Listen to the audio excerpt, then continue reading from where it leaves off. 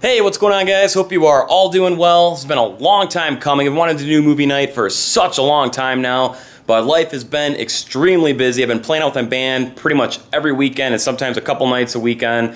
And yeah, just hard to find the time here. And the time that I have off, I just really like to relax and spend some time with my family and go out and do things. But I've got the weekend off and I'm home alone tonight. So 2 movies I've been saving for this moment, and it's been really hard to hold off, but I really wanted to do this in a movie night video and just share my thoughts. It's 2 Scream Factory titles, 2 of which I've never seen before, and they've been sitting on my shelf for a long time, so it's finally time to dust them off and pop these movies in. I'm really excited to watch these.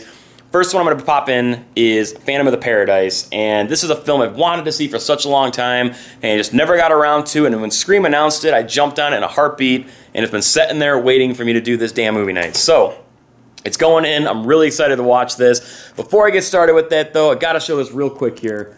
Really pumped that I finally got this, and that is the Jaws and Quint, The Final Battle reaction figure here from Funko. Now, I've been collecting the Funko Pops that they had at San Diego Comic-Con, but this right here was kind of the end-all. This is what I wanted more than anything, and nobody was getting this. And then it started popping up on some Toys R Us, and I had to call around and call Funko and called Toys R Us corporate. Nobody had any information on who was getting these, so I literally just started calling all the stores. Found one that was generally close, so I made a little bit of a trip. Well worth it, though, but this is available online now, so if anybody's wanting to get it, ToysRUs.com has this available for you now.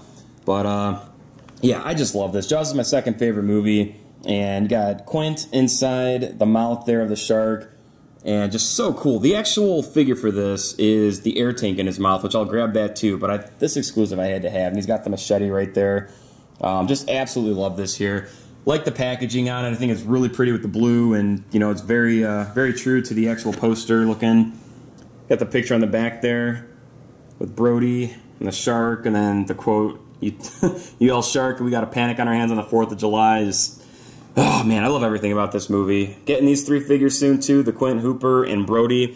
What I want to do is put them on here on my wall, somehow position this, but I want to display the shark. I'm going to take it out of the package, I think, and display it up above here with the characters, have the poster, and I got the record too, so I don't know if the record would look good right underneath the poster or not, but still figuring that out. The only thing that was a little bit of a bummer with this is, unlike the Funko Pops where, you know, the packaging, it's kind of a little stick-in with the little lips on there. You can just pop it right out, no problem.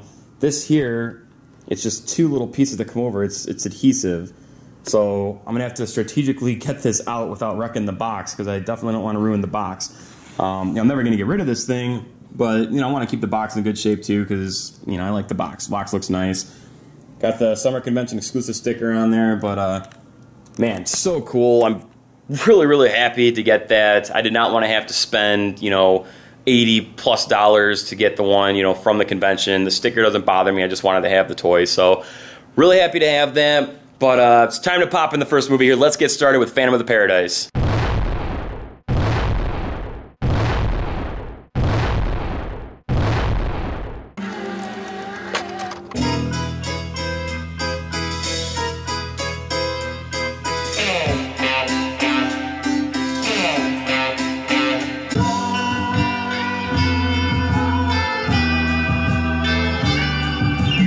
Alright, just got done with Phantom of the Paradise, and that was interesting. It was good, I liked it. It was very campy. It kind of had a Clockwork Orangey feel to me. Not so much the movie, but just the style of filming and just the way it looked.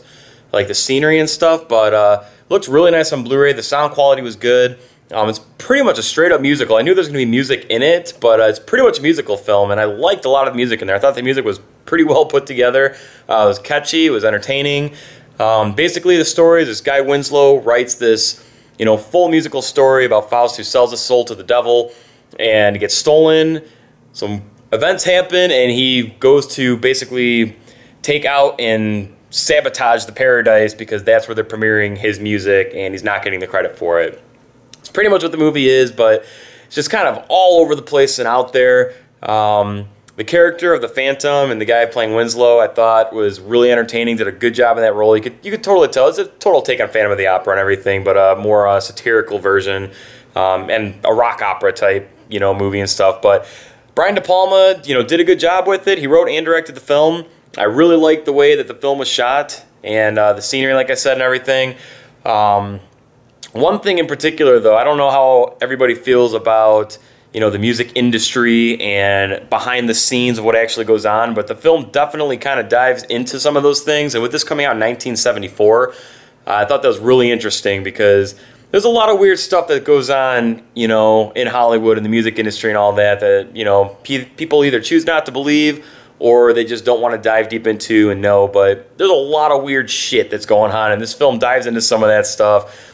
One scene in particular when they're trying out these vocalists, and they don't really show you what's going on, but, you know, just kind of in between the doors swinging and stuff, instead of them trying out to sing, it's more of this sexual innuendo, and there's a lot of that stuff that goes on out there. So I think this film kind of was, you know, trying to exploit that a little bit. I don't know if they were doing it in a satirical way, but there's a lot of movies out there that kind of put that stuff out there, and a lot of people look at it and they go, oh, it's in a movie, it's fake, and it's kind of a lot of the stuff that's going on out there. But yeah, entertaining film.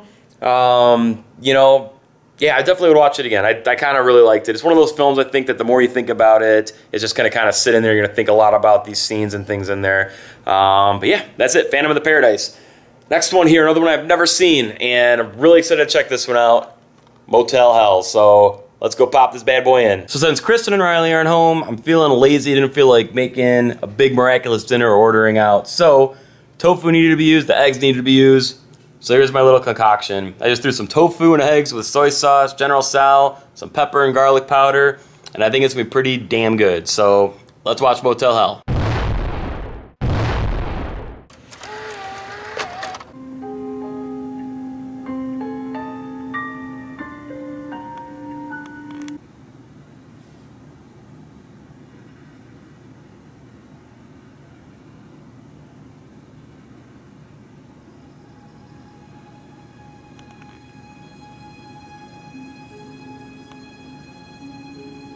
Alright guys, just got finished with Motel Hell, and for the record, that food sucked. It tasted like complete crap, so I will never do that again. But I didn't really care for it too much. I didn't think it was that special. I mean, I could see why people like it for the campiness, but it seems like it's one of those movies you'd have to grow up with as a kid to appreciate when you get older. Just didn't really do it for me. I thought there was a lot of stupid stuff. I know it's supposed to be kind of like a comedic satire type of a film, but a lot of the comedy, the tones didn't really mesh well for me. I don't know, I just didn't really care for it. The one girl in there, the main girl, I guess, not the farmer's sister, but the other girl that they pick up, one of the stupidest characters ever put in a movie, ever. So stupid. It absolutely made zero sense. But yeah, I don't know what to say about it. I think it's a really interesting idea. I love the idea of the movie. You know, it's something if they would have. They could have ran with that and made that golden, in my opinion.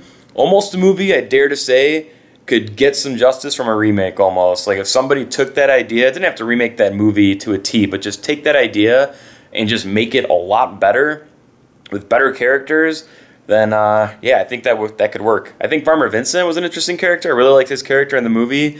I could totally see Ray Wise jumping into that role. So the whole time I'm watching that guy, I'm like, okay, that's Ray Wise straight up. So I could totally see something like that, but I don't know, just an idea kind of spoiled. The music in the movie I enjoyed. I thought it was, you know, a nice horror score. But yeah, I don't know. That movie didn't really do it for me. So that's Motel Hell.